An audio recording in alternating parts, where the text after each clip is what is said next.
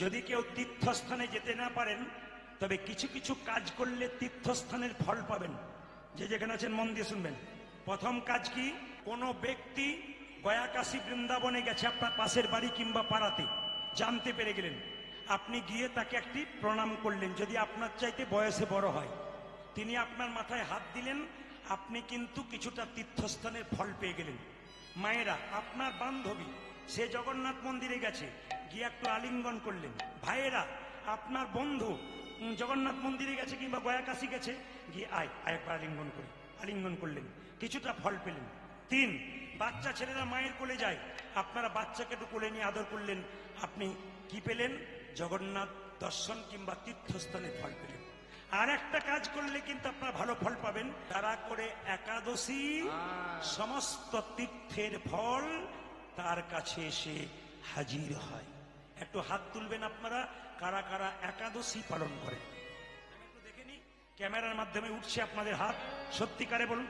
বাবা, 2-4 জন বলছে সবাই তো তুললো দাদা, আমাকে বেকার বললেন, আমি তুলতে পারলাম না, কারণ আমি যে না খেয়ে থাকতে পারি না, আমার পেটে আগুন জ্বলে খালি খাবার জন্য।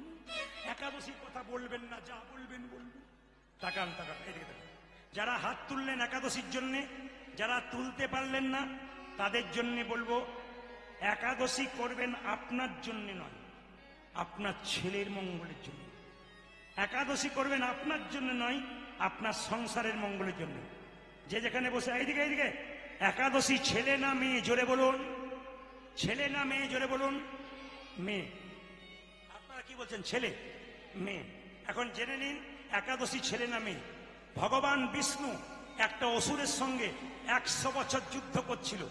অসুরটা বিষ্ণুর সঙ্গে যুদ্ধ করতে করতে ভগবান বিষ্ণু চালাকি করে একটা গুহার মধ্যে ঢুকে গেল। অসুর মনে মনে ভাবলো, এই বিষ্ণু, এবার তুমি হারলে, তুমি গুহায় ঢুকলে, এবার তোমায় মারবো। যে না বিষ্ণুকে মারতে গেছে, অমনি বিষ্ণুর শরীর থেকে একটা অপূর্ব জ্যোতি বেরিয়ে এসছে। জ্যোতি থেকে একটা সুন্দরী রমণীর জন্ম হলো। ভগবান বিষ্ণুর শরীরে জ্যোতি থেকে সুন্দরী রমণীর জন্ম হলো। সে কি করলো? ওই অসুরের মস্তকটাকে ছেদন করে দিল। সঙ্গে সঙ্গে বিষ্ণু বলল, বারে মেয়ে, আমি যার সঙ্গে 100 বছর যুদ্ধ করে পারলাম না, তুই তাকে মেরে ফেললি। মেয়েটি কেঁদে কেঁদে বলল, প্রভু, আপনার ক্ষমতায় আমি ক্ষমতা পেয়েছি, আপনার শরীর থেকে জন্ম পেয়েছি, আমাকে অপমান করছেন কেন? আপনার জন্যই তো মারতে পারলাম। বলো প্রভু, তুমি আমাকে কোন জায়গাতে রাখবে, আমার কি নাম দেবে? ভগবান বিষ্ণু বলল, তোর নাম রাখলাম আজ থেকে একাদশী। বেশ বেশ বেশ, খুব ভালো কথা। আমার নাম রাখলে একাদশী, কিন্তু আমার লাভ কি হবে? ওই যে তোর মধ্যে যারা প্রবেশ করবে তারা সমস্ত তীর্থের ফল লাভ করবে। সমস্ত ভক্তিমতী মায়েদের, সমস্ত দাদা ভাইদের যারা আছেন আমার আড়ালে, যারা আমাকে দেখতে পাচ্ছেন না, আপনারা হয়তো দেখতে পাচ্ছেন না, সুন্দর বসতে পেয়েছেন। প্রচুর দূর পর্যন্ত প্রচুর ছেলে মেয়েরা দাঁড়িয়ে আছে, অনেক দূর পর্যন্ত অনেক অনেক অন্ধকারে দাঁড়িয়ে আছে। এই পাশেও প্রচুর দাঁড়িয়ে আছে। তারা কানে শুনে নেবেন, একটু মন দিয়ে শুনে নিন যেখানে বসে আছেন। মুসলিম সমাজে 30 দিন রোজা রাখা হয়। ভোর 4টের সময় খায়, সন্ধে 6টার সময় খায়। সারাদিন থুতু গেলে না। আর আমাদের দেখবেন, আপনাদের ঝিঙ্কি হাটে নয়, আমাদের কোনো মেয়ে যদি একাদশী করে না, ও দেখবেন দরজাতে বসে থেকে সারাদিন। পাড়ার লোকে বলে, দিদি তুমি আজকে দরজায় বসে আছো? ওই যে আমার একাদশী। মানে জানাবার জন্য। তা দরজায় কেন বসে আছো? ছেলে গেছে বাজারে, ফল আনতে বলেছি, আমি খিদেই পেট জ্বলছে। মানে একাদশীতে কি?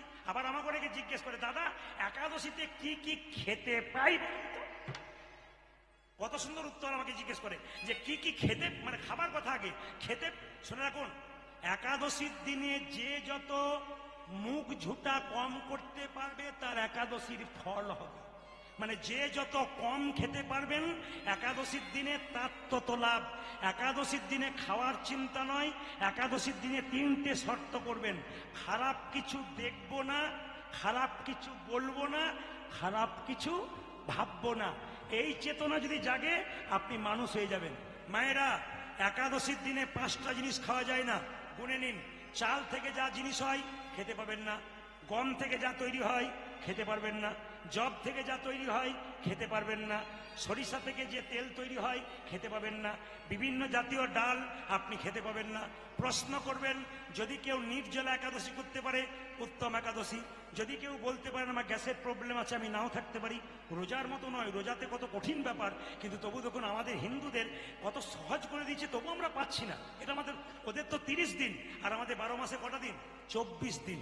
মাসে দুটো করে একাদশী হলে কটা হয়? 24টা হয়।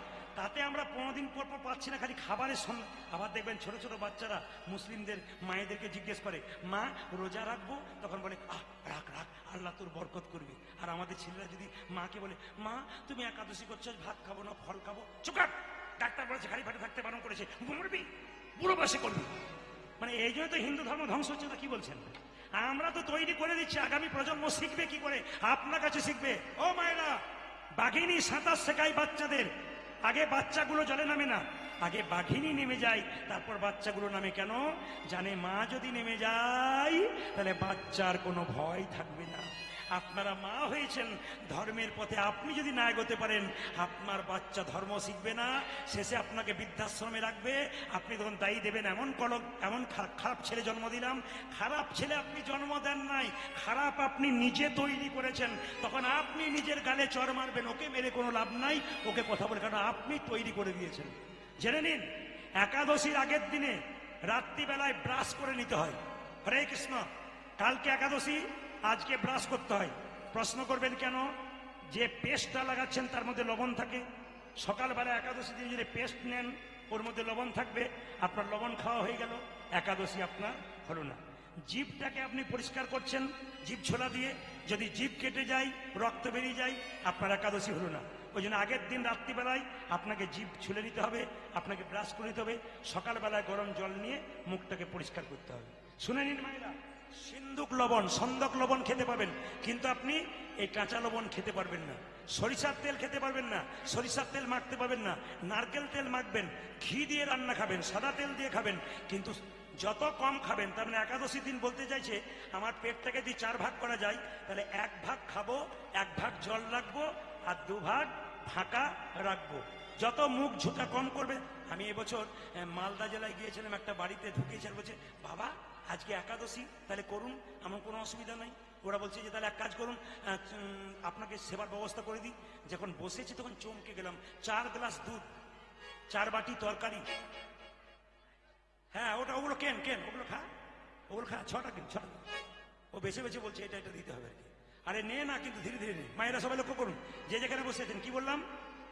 একাদশীর দিনে আমাকে 4 বাটি ফল, 4 বাটি সবজি, 4 গ্লাস দুধ, সবকিছু দিয়েছে। 2টো দুধের পায়েস দিয়েছে। নিয়ে বলছে, বাবা এমন কিছু করতে পারলাম না। বললাম, এরকম যদি করেন তাহলে প্রতিদিন একাদশী করবো, কোনোদিন ছাড়বো না, মানে সব দিন একাদশী। মায়েরা, নির্জলা একাদশীর নাম উত্তম একাদশী। আর যদি কেউ ফলমূল সবজি খায় তবে তার নাম মধ্যম একাদশী। আর আমাকে যেটা করেছিল ওটা উত্তম নয়, মধ্যম নয়, ধমাধম একাদশী। ও একাদশী চলবে না। বলুন একাদশী মহারানী কি, একাদশী মহারানী কি, জোরে বলুন একাদশী মহারানী কি, একাদশী মহারানী কি। দুরিকা দেবীর কাছে তার স্বামী এসেছে, আর তার স্বামীকে দুরিকা দেবী পাটা ধুইয়ে দিয়েছে, পাটা গামছা দিয়ে মুছে দিয়েছে। এই দিকে তাকাবেন, প্রণাম করেছে। শুধু সেই দিন প্রণাম করে তা নয়, দুরিকা দেবী এত অভাব তবু স্বামীকে প্রতিদিন সকালবেলায় প্রণাম করে।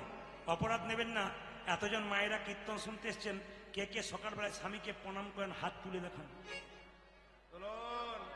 তুলুন তুলুন। দাদা ভাইয়েরা মনে মনে হচ্ছে এতদিন পরে আপনি আমাদের হয়ে বললেন কেউ। এই দিকে তাকাবেন, সকালবেলায় স্বামীকে প্রণাম, এইদিকে স্বামীকে প্রণাম করতে হয়। পরশু তারিখে যেখানে গাইছিলাম, একটা মেয়ে এসে বলছে, দাদা সব কথা আপনার রাখতে পারলাম, এটা পারলাম না। কেন? আমার বাবার কান মূলে 10 লাখ টাকা নিচে প্রণাম আমি করবো না। সে একটা দামি কথা বলতো। আমি আপনাদের বলে রাখি, আজকে কীর্তন শুনে কাল সকালবেলায় সবাই স্বামীকে প্রণাম করবেন পা ছুঁয়ে। আর দাদা ভাইরা সব পা গুলো একটু ধুয়ে মুছে শোবেন, কাল সকালে প্রণাম হবে আর কি। হ্যাঁ হ্যাঁ, আমি বলে দিই, শাস্ত্রের কথা বলবো, শুনতে নারকেলের মতো, ভেতরে শ্বাস জল। আপনার স্বামীর সঙ্গে আপনার কি সম্পর্ক? একটু হ্যাঁ হু দেবেন। আপনার স্বামী আপনার গুরু হয়? জোরে বলুন, আরো জোরে বলুন। দাদারা শুনুক, জোরে বলুন, গুরু হয়? দাদারা বলছে, কি যে হয়, রচনা হয় না গুরু হয়। রচনা মানে বুঝতে পারছেন তো কি যে হয়, আপনি আমি ছাড়া কেউ বুঝি না। আর আপনার স্বামী আপনার দেবতা হয়? জোরে বলুন, দেবতা হয়? কেউ কেউ হ্যাঁ হ্যাঁ বলছে, কেউ আবার আপনার স্বামী আপনার দেবতা হয়, আপনার স্বামী আপনার রোগের ওষুধ হয়। যাকে আপনাদের সাহসের ধন্য যে অন্য জায়গাতে একবার বলার পর চুপচাপ মুখ দিয়ে থাকে আর বলে না, আর সবে হ্যাঁ দিচ্ছেন। আপনার ছেলে আপনার স্বামী আপনার বাবা হয় না? না না, হাসবার ব্যাপার না, এখনো বুঝিয়ে দেবো, তখন আপনারা বলবেন ঠিক বলছি। এইদিকে আপনার স্বামী আপনার ভাই হয়। দুই চারজন মা মনে মনে ভাবছে হয় বোধহয় বোধহয় হয়, আপনি যখন বলছেন তখন হয়। আপনার স্বামী আপনার, এই যে তাকান, আপনার স্বামী আপনার ভাই হয়, আপনার স্বামী আপনার ছেলে হয়। কখন হয়? তাকাবেন, ধীরভাবে তাকাবেন। বিষ্ণুপ্রিয়াকে নিমাই বলেছিল, প্রিয়া তুমি বাপের বাড়ি চলে যাও সন্ন্যাস নেবার আগে। বিষ্ণুপ্রিয়া বলেছিল, স্বামী এটা কি বাপের বাড়ি নয়? তুমি আমার বাবা, তুমি আমার ভাই, তুমি আমার ছেলে, তুমি আমার বন্ধু, তুমি আমার ইহকাল, তুমি আমার পরকাল। নিমাই বলছে, আমি এত বড় পণ্ডিত, লোকে বলে আমি জানতে পারলাম না স্বামী কখন বাবা হয়, স্বামী কখন ছেলে হয়, স্বামী কখন ভাই হয়, তুমি জানলে কি করে? বিষ্ণুপ্রিয়া বলল, শোনো, তুমি যেমন পণ্ডিত আমিও পণ্ডিতের মেয়ে, আমার বাবার নাম সনাতন মিশ্র, আমি বাবার কাছ থেকে শিখতে পেরেছি স্বামী কখন বাবা হয়। নিমাই বলল, বুঝিয়ে দাও। বিষ্ণুপ্রিয়া বলছে, তবে শোনো, স্বামী কখন বাবা হয়? অন্নদানে পিতা সম প্রতিদানে পতি।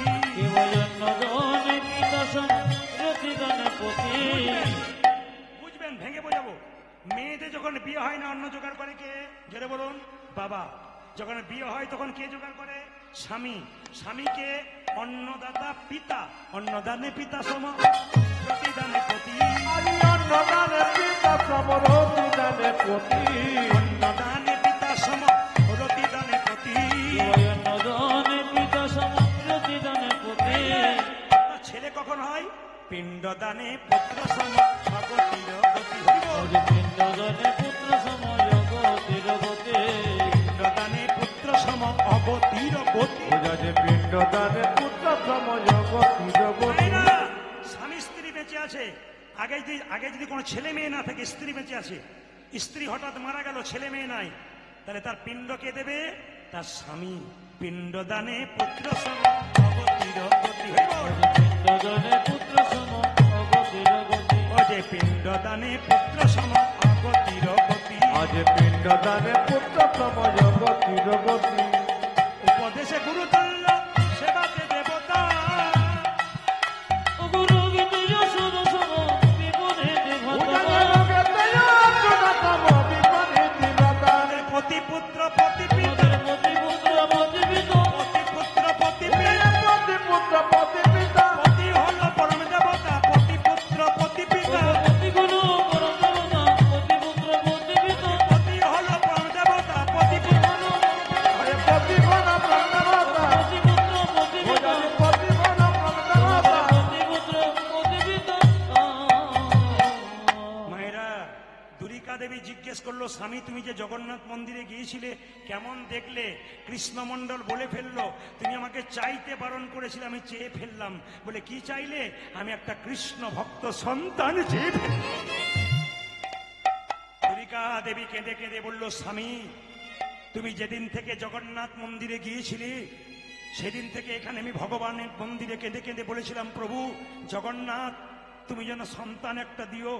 ভগবান সুকনে ছিঁড়েছে গো, ভক্ত যদি কাই মনে কোনো বাঞ্ছা করে, ভগবানের সাধ্য নাই সেই বাঞ্ছা নাহি পুরে।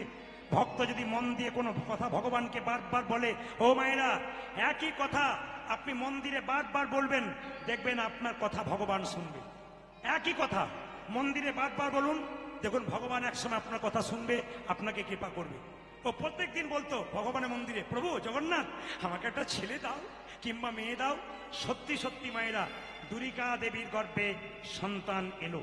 সবাই তাকাবেন, দুরিকা দেবীর গর্ভে যখন সন্তান এলো, সেই সন্তানটা পেটে থাকাকালীন দুরিকা দেবী কিছু ভালো ভালো কাজ করলেন। তাকাবেন, এমনি এমনি এমনি এমনি বাচ্চা সন্তান তৈরি হয় না। তাকাবেন, আপনারা যারা এখানে দাঁড়িয়ে কীর্তন শুনছেন, বসে শুনছেন, কোনো দিকে শব্দ না শুনে না করে শুনে নিন।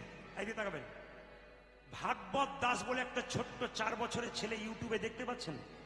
কেউ দেখেছেন? দেখেছেন? ভাগবত দাস কত বয়স? ইউটিউবে দেখবেন 4 বছরের বয়স। তিলক মালা, তিলক, মালা, জপ সবকিছু করে। তাকাবেন, কত বয়স বললাম জোরে বলুন? 4 বছর। এক সময় একটা গানের কম্পিটিশনে গিয়েছিল, সেখানে একটি মেয়ে, বিখ্যাত গায়িকা নেহা কক্কর, নেহা কক্কর, তিনি বলেছিলেন হাই হ্যালো, এই যে দেখেন, হ্যালো হ্যালো ভাগবত। তখন ভাগবত বলেছিল হাই হ্যালো ছাড়ো, হরে কৃষ্ণ বলো। দেখবেন ইউটিউবের মাধ্যমে, কি হাই হ্যালো ছাড়ো, হরে কৃষ্ণ বলো। মাগো, তাকে জিজ্ঞেস করেছিল গায়িকা, তোমার বাড়ি কোথায়? তখন বলেছিল কৃষ্ণ কড়ি আঙ্গুলে একটা পাহাড় তুলেছিল, কি নাম বলো তো? ওটার নাম গিরি গোবর্ধন পাহাড়, আমার বাড়ি হলো গোবর্ধনে। আচ্ছা আচ্ছা ভাগবত, গীতা পড়ে কি লাভ? গীতা সঙ্গে রাখো কেন? গীতা পড়ে লাভ কি? মায়েরা শুনুন, ছোট্ট 4 বছর ছেলে উত্তর দিয়েছিল, আপনি মোবাইল কিনছেন, উত্তর দিয়েছিল কোনো জিনিস কিনতে গেলে, কিন্তু আমি আপনাকে বলি, আপনি মোবাইল কিনছেন, তাতে দেখবেন একটা ম্যানুয়াল দেওয়া হয়, মানে একটা দেখবেন কাগজ দেওয়া হয়, ওতে কিন্তু কিভাবে মোবাইলটা চালাবেন তার জন্য কিন্তু শিক্ষা দেওয়া হয়। তো ভাগবত গীতা কি না, আমাদের জীবনটাকে চালানোর জন্য ওটা হলো একটা ইউজার ম্যানুয়াল, যেটা থাকলে আমাদের জীবনটা সুন্দর হবে। কে বলেছে? 4 বছরের ভাগবত। মায়ের নাম কি ছিল? বাবার নাম কি ছিল? বাবার নাম ছিল অকম ভক্তি প্রভু, অকম ভক্তি প্রভু, আর মায়ের নাম ছিল পূজ্য শচী দেবী। আসলে প্রশ্ন করবেন, এই 4 বছরের ছেলেটা তো কৃষ্ণ ভক্তি হলো কেন? তার মায়ের পেটে যখন বাচ্চা ছিল, তখন তার মা বৃন্দাবনে গুরুদেবের কাছে গিয়ে বলেছিল, প্রভু আমার গর্ভে সন্তান এসছে, কি করলে আমি কৃষ্ণ ভক্ত সন্তান পাবো? গুরুদেব তাকে নির্দেশ দিয়েছিল, মা তোমার পেটে বাচ্চা এসছে, এই সময় তুমি এই কাজগুলো করো, দেখবে তোমার কৃষ্ণ ভক্ত সন্তান হবে। প্রত্যেকটি মায়েদের কাছে, প্রত্যেকটি বোনেদের কাছে বলে রাখি, অনুকূল ঠাকুর বলেছেন, আকাশে এরোপ্লেন ওড়ে, সব জায়গাতে নামে না। কোথায় নামে? এয়ারপোর্টে নামে। মহাপুরুষের আত্মা চারিদিকে ঘুরে বেড়াচ্ছে। ঈশ্বরচন্দ্র বিদ্যাসাগরের জন্ম নাই, রবীন্দ্রনাথের জন্ম নাই, কেন বিবেকানন্দ ফিরে আসছে না? কেন আবার রবীন্দ্রনাথ ফিরে আসছে না? কেন ফিরছে না? একটাই কারণ, মায়েদের প্ল্যাটফর্মটা ভালো নাই। পেটে বাচ্চা থাকলে মায়েদের কিছু নিয়ম আছে যেগুলো করতে হয়। পরম প্রেমময় ঠাকুর বলেছেন, পেটে বাচ্চা থাকলে সেই মেয়েটাকে প্রত্যেক দিন ভগবানের মন্দিরে প্রণাম করে বলতে হবে একটাই কথা, ছেলে হোক আর মেয়ে হোক, প্রভু একটা যেন কৃষ্ণ ভক্ত সন্তান হয়। দরখাস্তের বয়ান যেমন হবে, পারমিশন তেমন হবে। আপনাকে চাইতে হবে তো, তবে আপনি পাবেন, নইলে পাবেন কি করে? তাকাবেন মায়েরা যে যেখানে বসে আছেন। দ্বিতীয় কি, মেয়েদের পেটে বাচ্চা থাকলে মহাপুরুষের ছবিতে প্রণাম করতে হয়। ঈশ্বরচন্দ্র বিদ্যাসাগর, রবীন্দ্রনাথ, বিবেকানন্দ, রামকৃষ্ণদেব। কেন ওইদিকে প্রণাম করবেন? মনোবিজ্ঞানীরা বলছে, বারবার যদি প্রণাম করা হয়, ওদের ভাব আপনার ছেলের মধ্যে কিছুটা বর্তায়। ওই জন্য বারবার বলবো, পেটে বাচ্চা থাকলে অনেক নিয়ম আছে যেগুলো করলে কৃষ্ণ ভক্ত হয়। তুলসী গাছে জল দিয়ে 4 বার পরিক্রমা করতে হয়। আমাকে অনেক মেয়েরা ফোন করে বলে, বাবা আমার শাশুড়ি বলছে পেটে বাচ্চা থাকলে মন্দিরে যেতে নাই, তুলসী গাছে জল দিতে নাই, গীতা পড়তে নাই, আর আপনি যে বলছেন। আমি বললাম, শোনো, তোমার পেটে বাচ্চা আছে, তুমি ডাক্তারের কাছে যাবে না তোমার শাশুড়ির কাছেই থাকবে? ও বলছে ডাক্তারের কাছে যাবো। তা শাশুড়িকে জিজ্ঞেস করো বাচ্চা কি অসুবিধা সুবিধা আছে, বলে দেবো বলতে।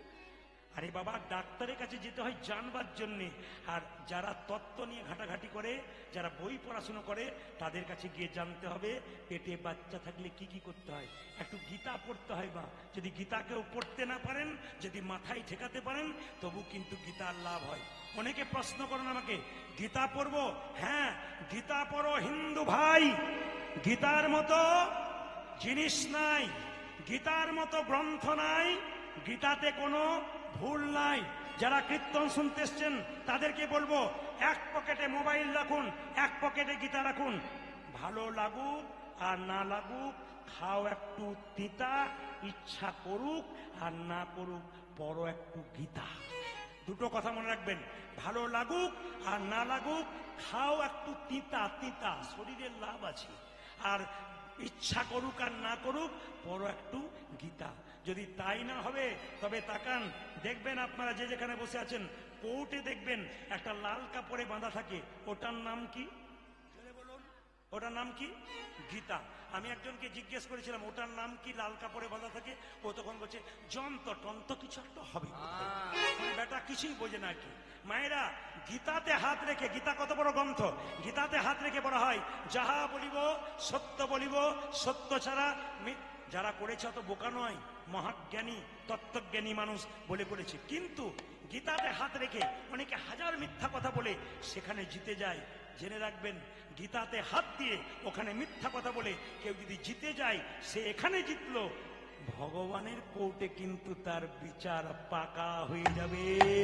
ওখানে জেতার কোনো চান্স নাই। তাই আপনাদের কাছে নিবেদন রইল, গীতা পড়ো হিন্দু ভাই। গীতার মতো জিনিস নাই, গীতার মতো গ্রন্থ নাই, গীতাতে কোনো ভুল নাই। সবাই তাকান, যখনই দুরিকা দেবীর গর্ভে সন্তানটা জন্ম নিচ্ছে, মাথায় কাপড়টা নিন। জন্ম হচ্ছে কোথায় মায়েরা? ধারেন্দা গ্রাম। কিভাবে? ধারেন্দাতে জন্মিল দুঃখী মণ্ডল। ধারেন্দাতে জন্মিল দুঃখী মণ্ডল। ধারেন্দাতে জন্মিল দুঃখী মণ্ডল। জন্মিল দুঃখী মণ্ডল। মাতার নাম দুরিকা, পিতা কৃষ্ণ মণ্ডল। মাতার নাম দুরিকা, পিতা কৃষ্ণ মণ্ডল। মাতার নামে দুরিকা, পিতা কৃষ্ণ মণ্ডল। মাতার নাম দুরিকা, পিতা কৃষ্ণ মণ্ডল। বাবার নাম কি? কি মণ্ডল? জোরে বলুন, কি মণ্ডল? যে ঘুমাচ্ছে সে বলুন কি মণ্ডল? বলুন, ঘুমাচ্ছ না বলুন। এই যে ফটিক মণ্ডল। কি মণ্ডল? ফটিক মণ্ডল। জোরে বলুন, ধারেন্দাতে জন্মিল দুঃখী মণ্ডল। হরি বল। জন্মিল দুঃখী মণ্ডল। ধারেন্দাতে জন্মিল দুঃখী মণ্ডল। জন্ম নিল উলধ্বনি, উলধ্বনি।